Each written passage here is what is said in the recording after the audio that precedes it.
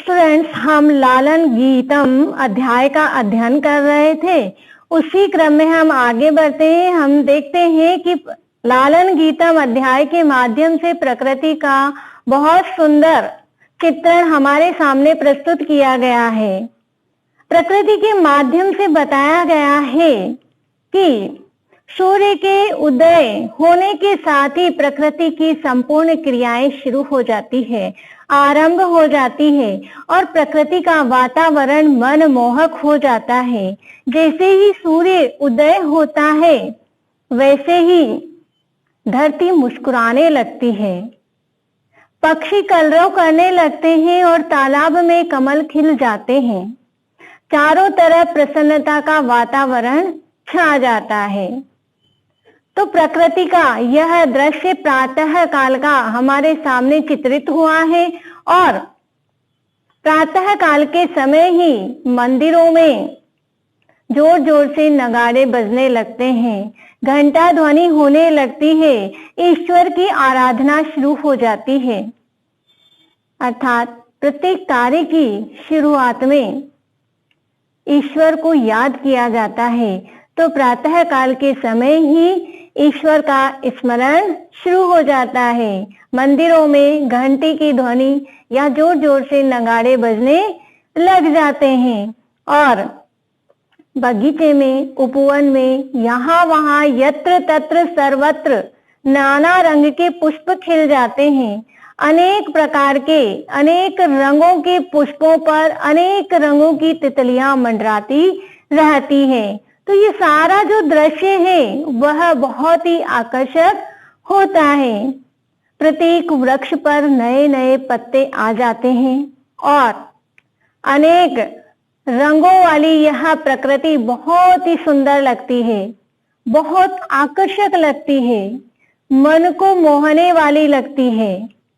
यह अनेक रंगों से सुशोभित होती है तो मन को बहुत लुभाती है, मन के लिए बहुत आकर्षक होती है।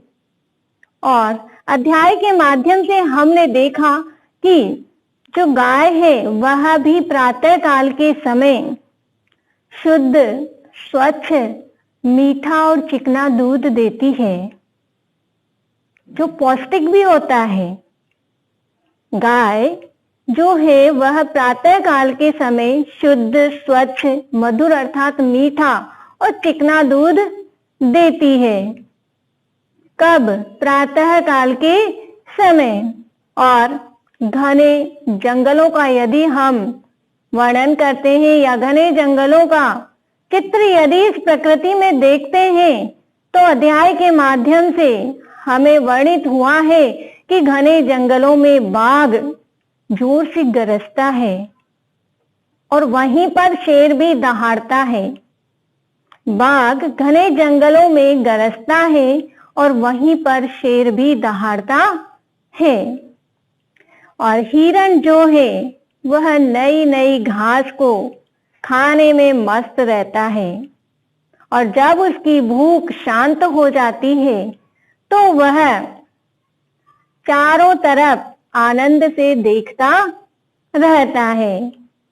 और जो ऊंचा ऊंट है वह बहुत धीमी गति से चलता है, बहुत धीरे धीरे चलता है। अब धीरे क्यों चलता है? क्योंकि वह अपनी पीठ पर भार ढोता है, उसके पीठ पर वजन है, इसलिए वह धीरे धीरे चलता है। उधर हम देखते हैं कि घोड़ा बहुत तेज गति से दौड़ता है और दौड़ते समय वह कुछ भी नहीं खाता है। घोड़ा बहुत तेज गति से दौड़ता है और दौड़ते समय वह कुछ भी नहीं खाता है, वह सिर्फ दौड़ता ही रहता है। और हमने अंतिम श्लोक के माध्यम से अध्ययन किया था कि इस भयानक भालू को देखो, कितना विकराल है, कितना भयानक है। इस भयानक भालू को देखो कैसे थ थ थई करके नृत्य करता है। और जब आपने नृत्य देख ही लिया है तो चलो ताली बजाओ। तो ये हमने पाठ के माध्यम से पढ़ा और प्रकृति के स्वरूप को, इतने सुंदर स्वरूप को, इतने सुंदर दृश्य को हमने देखा। अब हम पाठ से संबंधित अभ्यास प्रश्न पत्र का अध्ययन करेंगे। तो देखिए, पहला प्रश्न देखिए, एक पदेन उत्तरतः, एक पद में उत्तर दीजिए, एक शब्द में उत्तर दीजिए। का विहसति, का विहसति, कौन मुस्कुराता है, कौन हंसता है? उत्तर धरणी अर्थात धरती। कब मुस्कुराती है? सूर्य के उदय होने पर। अगला प्रश्न देखिए, किम विकसति, कौन विकसित होता है, कौन खिलता है? कमलम, कमल के फूल। कहाँ खिलते हैं? तालाब में। वे भी किस समय? जब सूर्य उदय होता है। व्याघ्र कुत्र गर्जति, बाघ कहाँ पर गरजता है? बाघ कहाँ पर गरजता है? गहने विपिने, घने जंगल में, घने जंगल में। हिरण किम खादति, हिरण क्या खाता है? हिरण क्या खाता है? नव घासम, नई उगी हुई घास को, जो ताजा घास है, नई नई उगी है, उसे हिरण खाता है। मंदम क गच्छति, मंदम क गच्छति, धीरे धीरे कौन चलता है, या धीरे धीरे कौन जाता है? उत्तर उष्ट्रः ऊंट, उष्ट्रः ऊंट, ऊंट धीरे धीरे चलता है या जाता है। अगला प्रश्न देखिए, विलोम पदानि मेलियत, विलोम पदों का, विलोम शब्दों का मिलान कीजिए। यहां पर दो पंक्तियों में शब्द लिखे हुए हैं, तो जो शब्द जिसका विपरीतार्थक है उसी से हमें उसे मिलाना है। तो देखिए, मंदम, मंदम का विलोम शब्द क्या होगा? क्षिप्रम। मंदम यानी धीरे, क्षिप्रम यानी तेजी से। नीचे उच्चे है, नीचे नीचा, उच्चे ऊंचा। कठोर है, स्निग्धम, कठोर स्निग्धम, कठोर सख्त, स्निग्धम चिकना मुलायम।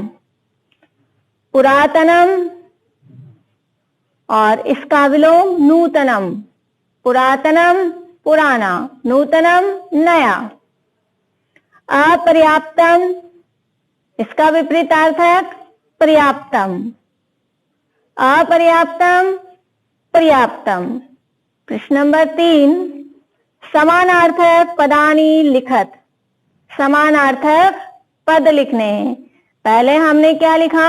विपरीतार्थक, उसका उल्टा अर्थ देने वाले। अब समान अर्थ देने वाले शब्द, धरणी पृथ्वी, सलिले जले, विपिने वने, हरिण मृग। धरणी पृथ्वी, सलिले जले, विपिने वने, हरिण मृग। प्रश्न नंबर 4, उचित कथनानां समक्षम आम, अनुचित कथनानां समक्षम न इति लिखत। जो कथन, जो वाक्य उचित है उसके सामने आम लिखना है। आम का अर्थ होता है हाँ। और जो अनुचित कथन है, जो गलत कथन है, गलत वाक्य है, उनके सामने न लिखना है, अर्थात न का अर्थ नहीं। तो उचित के आगे आम और अनुचित के आगे न लिखिए।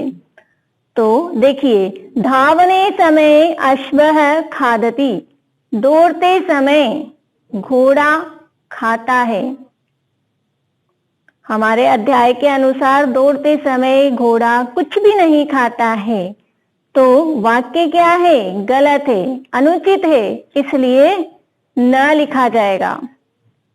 अगला देखिए, उष्टः पृष्ठे भारम न वहति, उष्टः पृष्ठे भारम न वहति, ऊंट पीठ पर भार नहीं ढोता है, ऊंट पीठ पर भार नहीं ढोता है। और हमारे अध्याय के अनुसार ऊंट पीठ पर अत्यधिक भार ढोता है, तो वाक्य अनुचित है, इसलिए न। अगला देखिए, पुष्पेषु चित्र पतंगा दयन्ते, पुष्पेषु चित्र पतंगा दयन्ते, फूलों पर तितलियां उड़ती हैं या मंडराती हैं।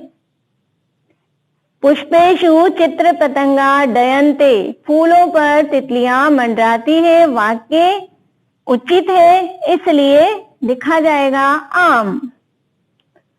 अगला देखिए, वने व्याघ्रः गर्जति, जंगल में बाघ गर्जना करता है या जंगल में बाघ गरजता है, वाक्य सही है और इसलिए क्या लिखा जाएगा?